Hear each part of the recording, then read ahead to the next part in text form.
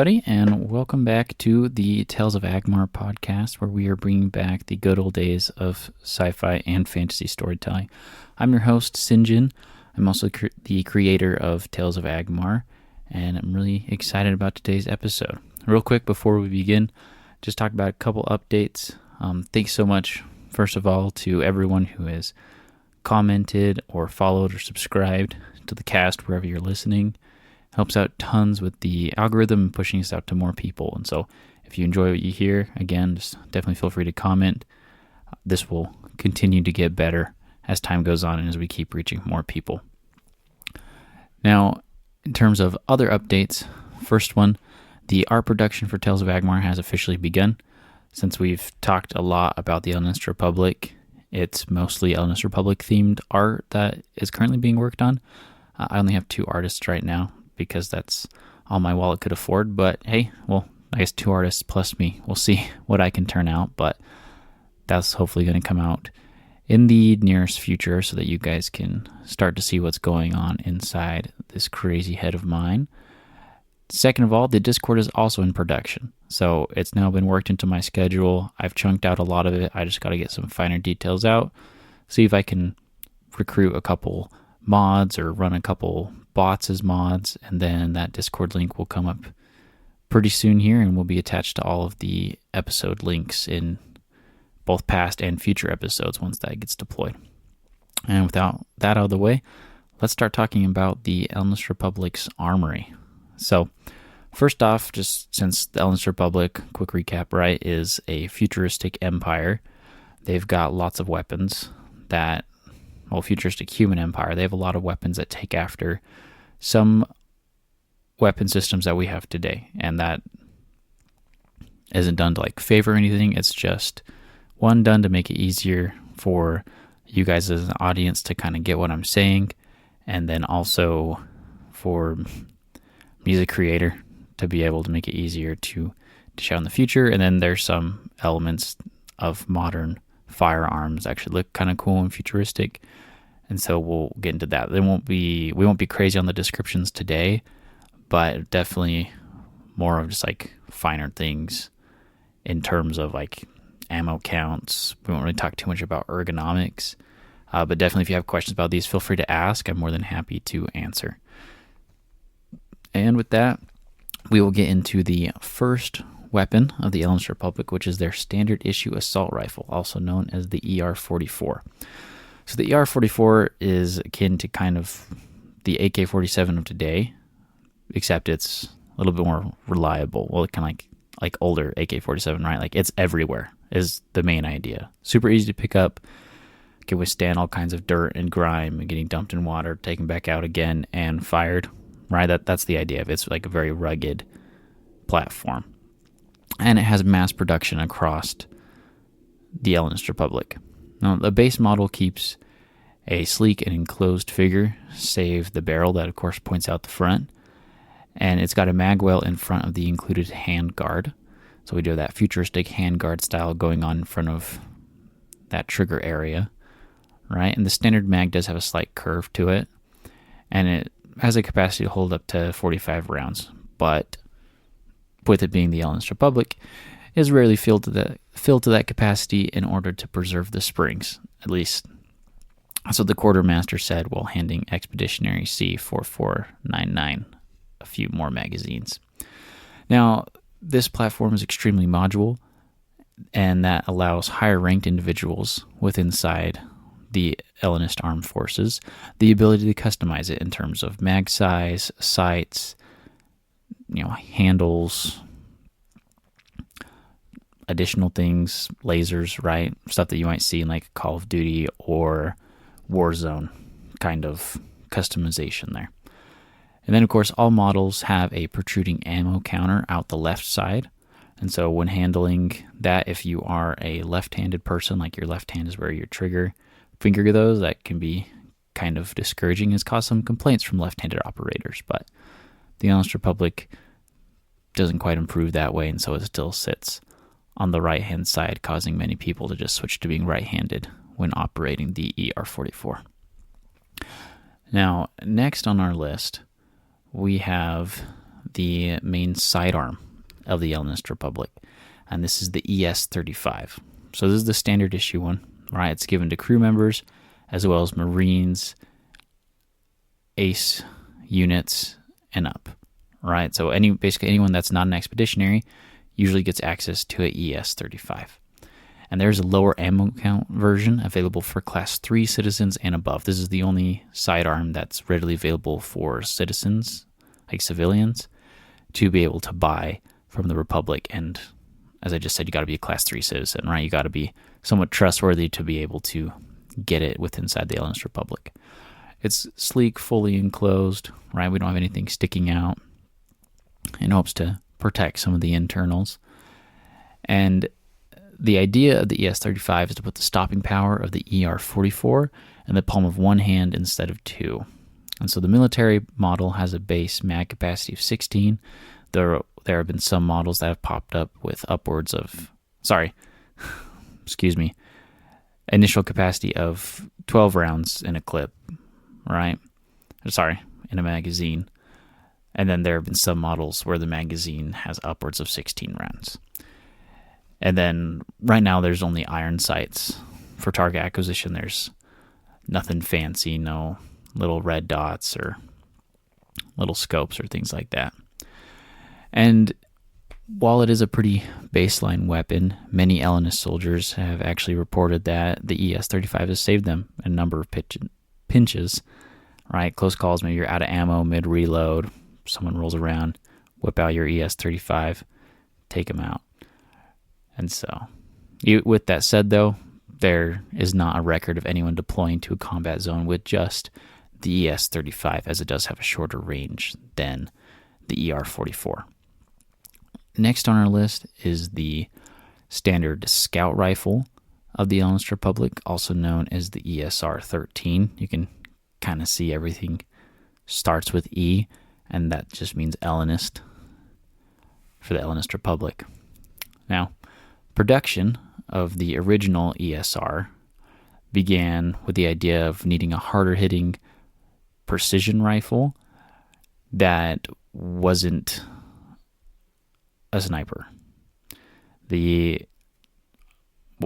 first thing I just realized is I haven't actually included a sniper on this list, so we might have to have a future episode where I dub this sniper so that you guys can all see what that looks like. And like I said before, this is my most fleshed out faction, and so I've got a lot of notes going on.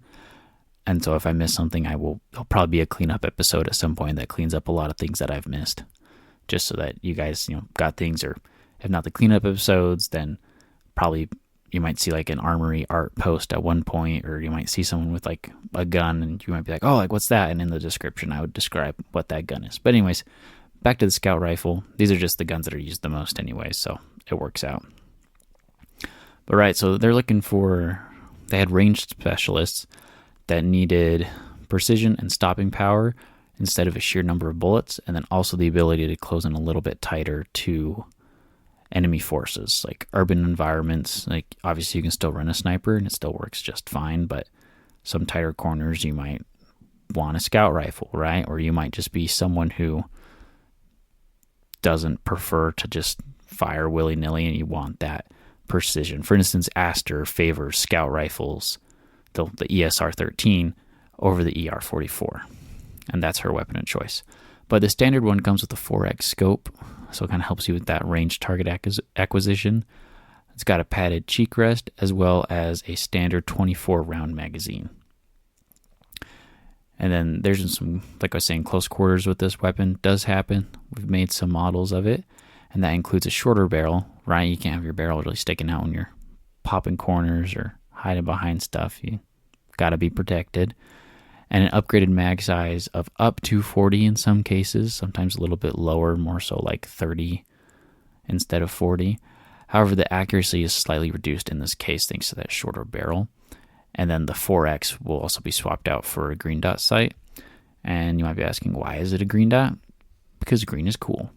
And the higher ups like that color at the Ellonist Republic. So, you're welcome. At least we gave you a sight.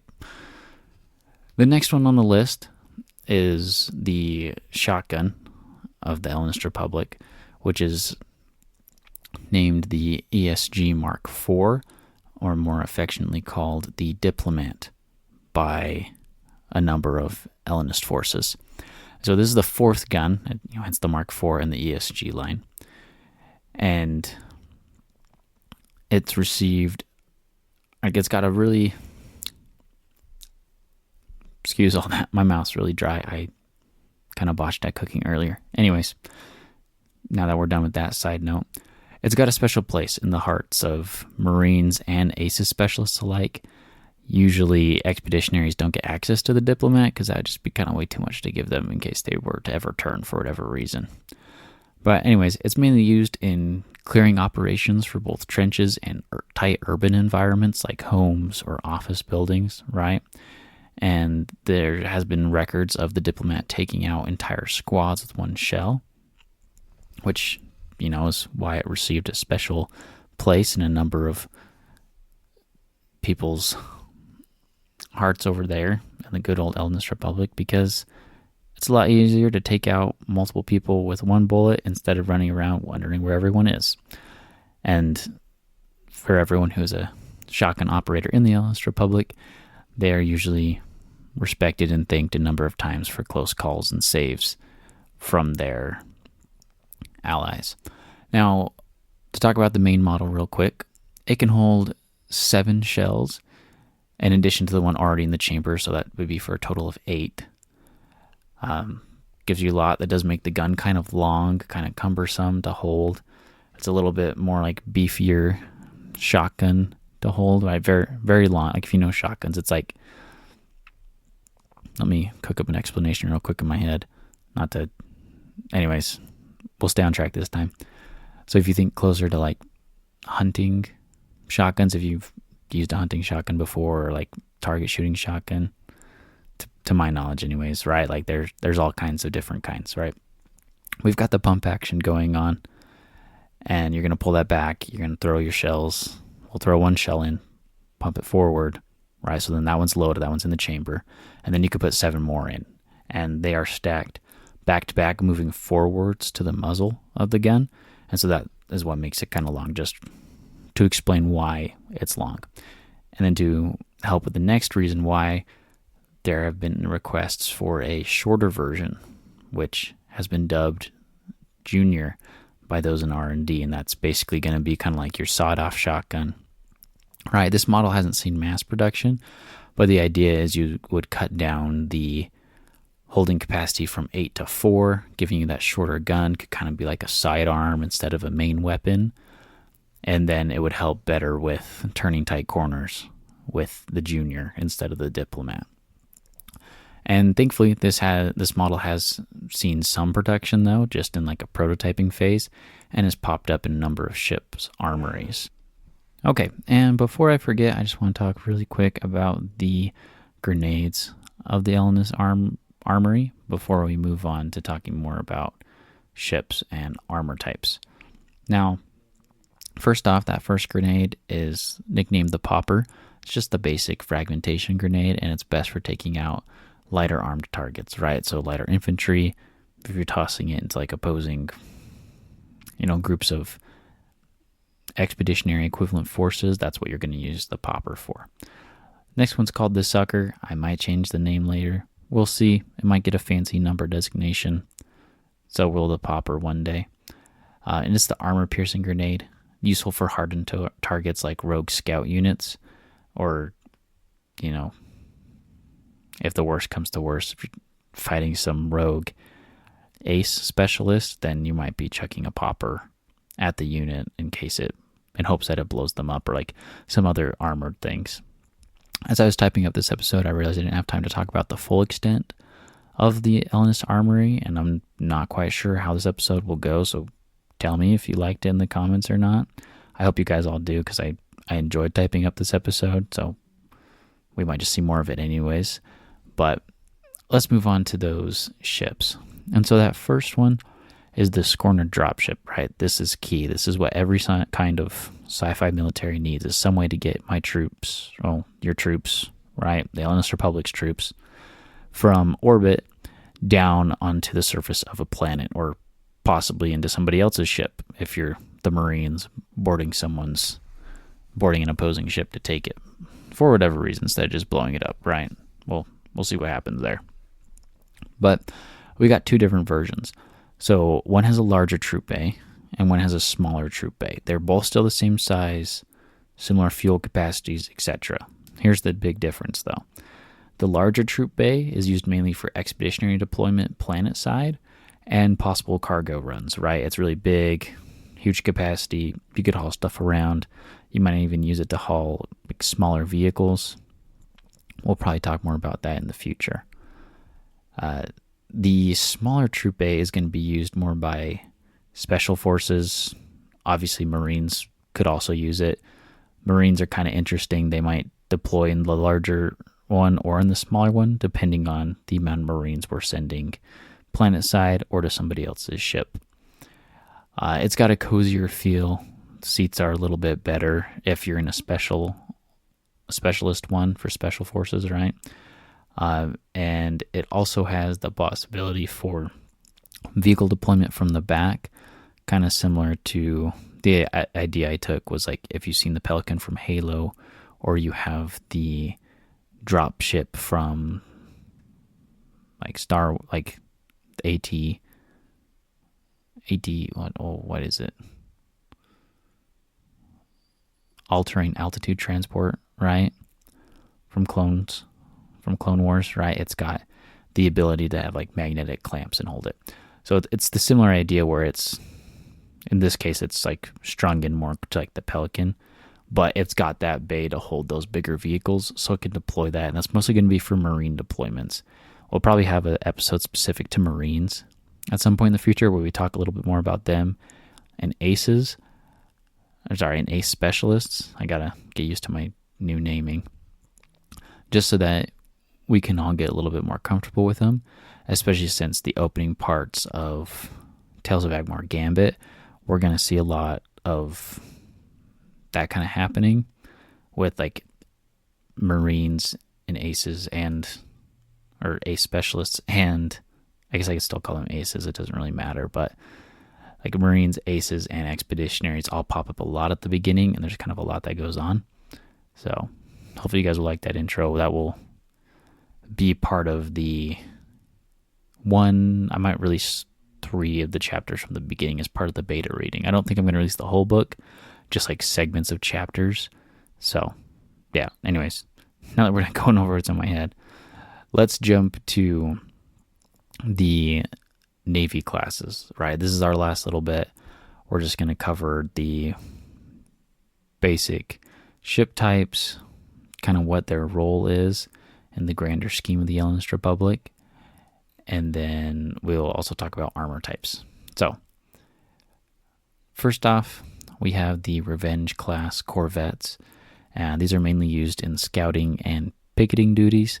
And just so you know, picketing duty is normally your ship it's a larger ship, but it's in terms of like sci-fi combat. I should put that out first.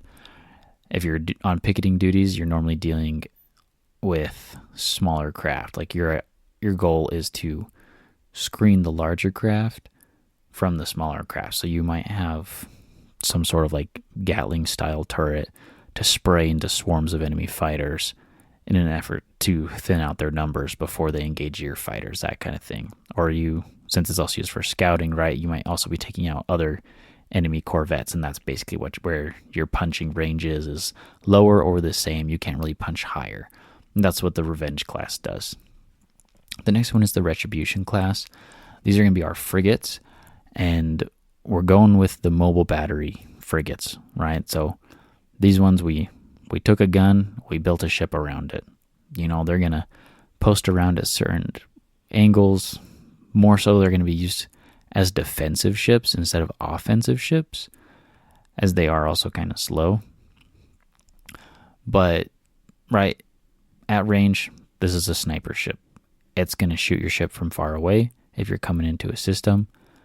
If you're jumping into a system to fight somebody, you might have these guys jump in a little bit farther back just for a specific strike.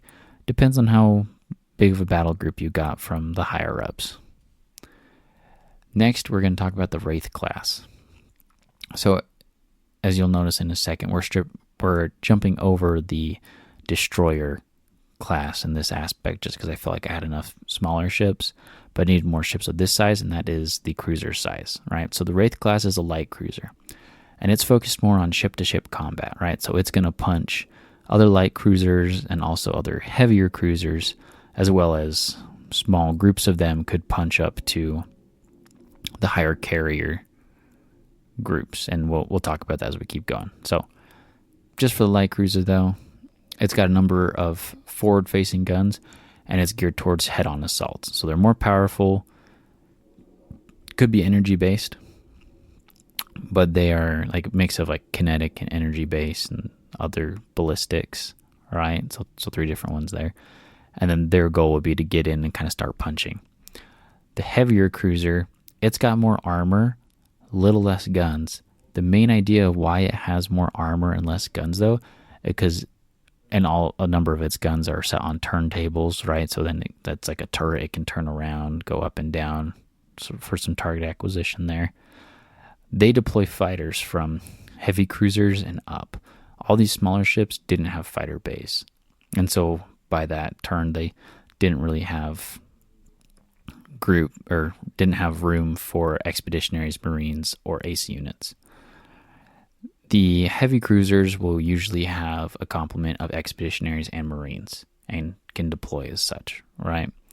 Some more specialized versions of heavy cruisers could be geared towards just deploying ace units on the field, but it doesn't have enough room for both.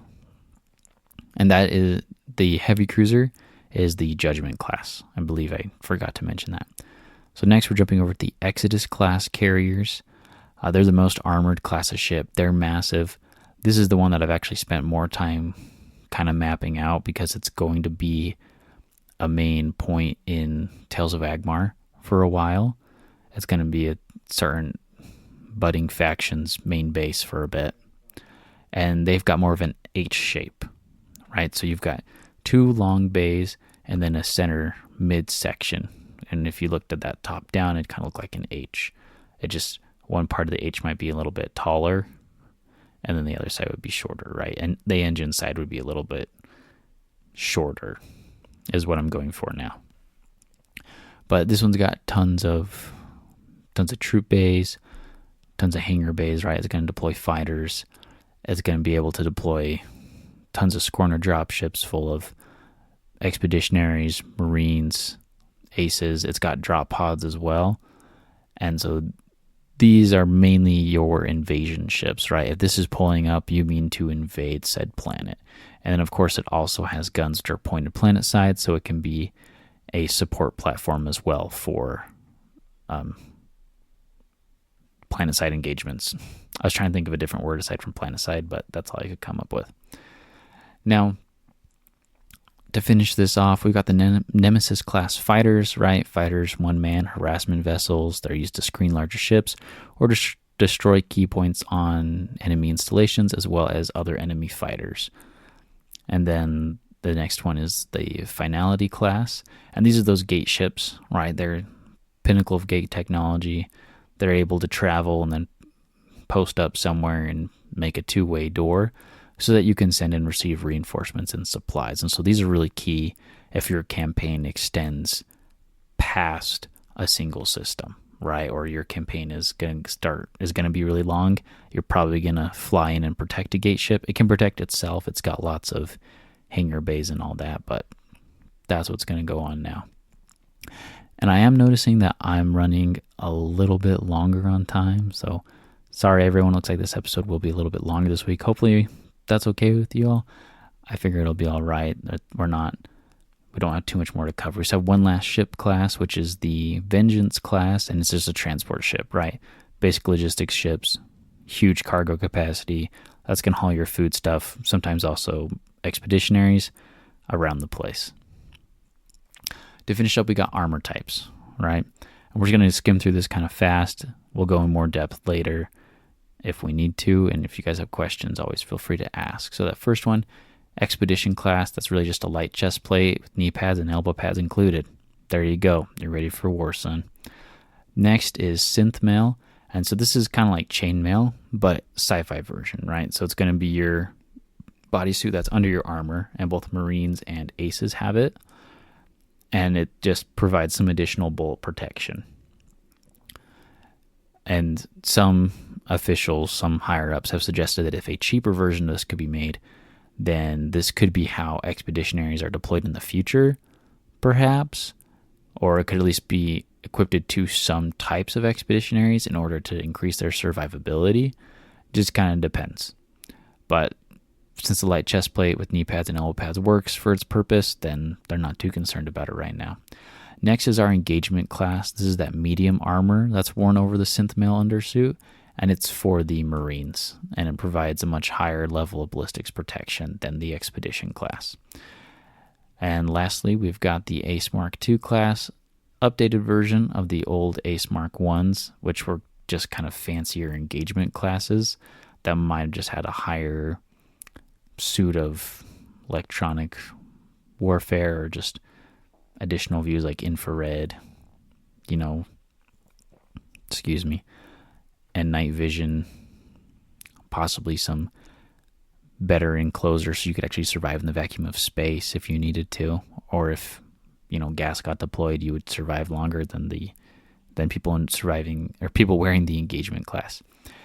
However, this new one does need a battery because it does boost the wearer's combat prowess and their agility. Really is the idea.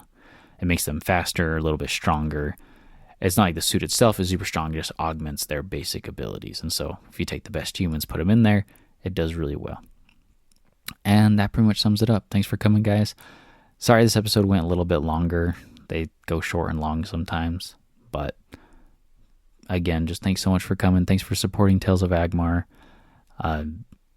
We're progressively growing. It's really exciting to see, and I can't wait to see where it goes. And of course, quick book update. It's going really good. We're getting really close to the next big milestone over here. And as we get closer, I'll keep informing you guys more about what it's going to look like for the beta reading. But thanks again so much for coming, and we will see you next week.